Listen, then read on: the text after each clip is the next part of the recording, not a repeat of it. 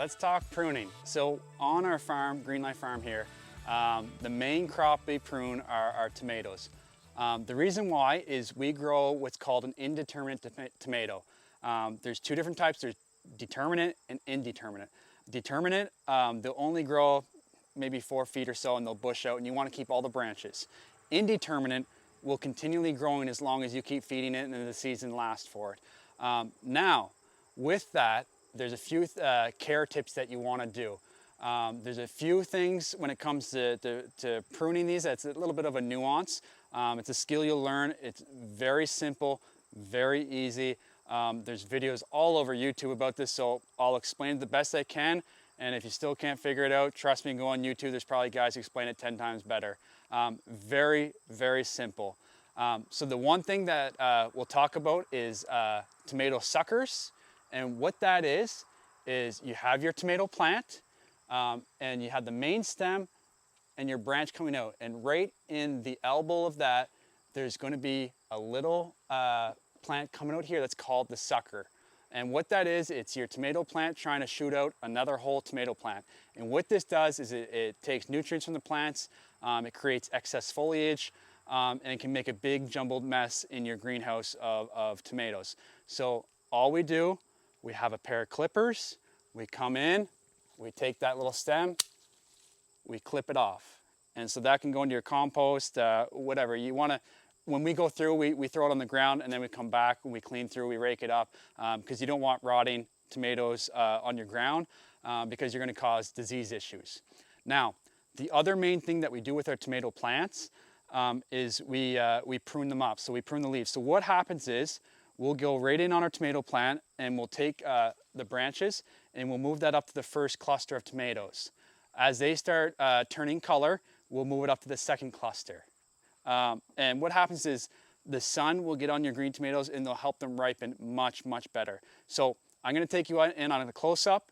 We're going to prune a tomato plant.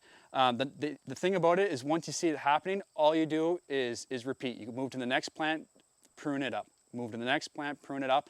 It doesn't take too long. Allows airflow to get underneath, which is really good because then you're not going to have disease issues. And yeah, I'll show you, and if you need to see it again, just hit replay. All right, so I got my pair of clippers here, just a cheap pair of clippers from the hardware store, 20, 25 bucks.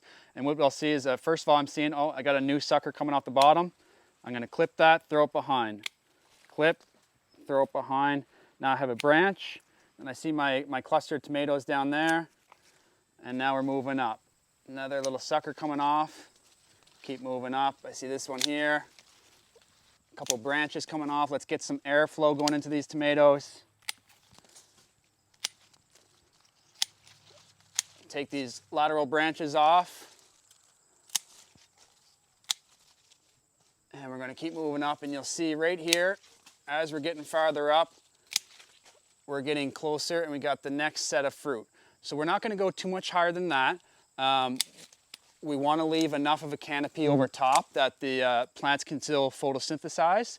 But as you can see, you just allowed much more airflow to come through here. You allowed sun to come to this green tomato, so now it's going to ripen up just like these ones down here. And actually, if you're looking at these are ready to come off right now. If you leave them till they're bright, bright red, they can become bruised. If they pull in too much water at once, they can split. You can only damage your tomato after this point. As soon as you start seeing that red blush coming on the bottom, they're ready to pick. They're ready to go in. They're ready to finalize their ripening wherever you set that, whether it's in your farm store, just on a counter outside, wherever your prep station is. These are ready to come off. And within a few days, this is going to ripen up and ready to come off as well. So all you do, you just clip it like that. You move down the line. And again, it allows airflow, so you're not going to have too much moisture buildup. You're going to keep your stem strong, sturdy, disease-free. And yeah, you're going to get very quick at it. It's very easy as time goes on. You're going to understand where the suckers come from. And hopefully, if you can get in earlier, you can get them while they're still small, and you can just pull them right off. Much easier. Very simple, very quick.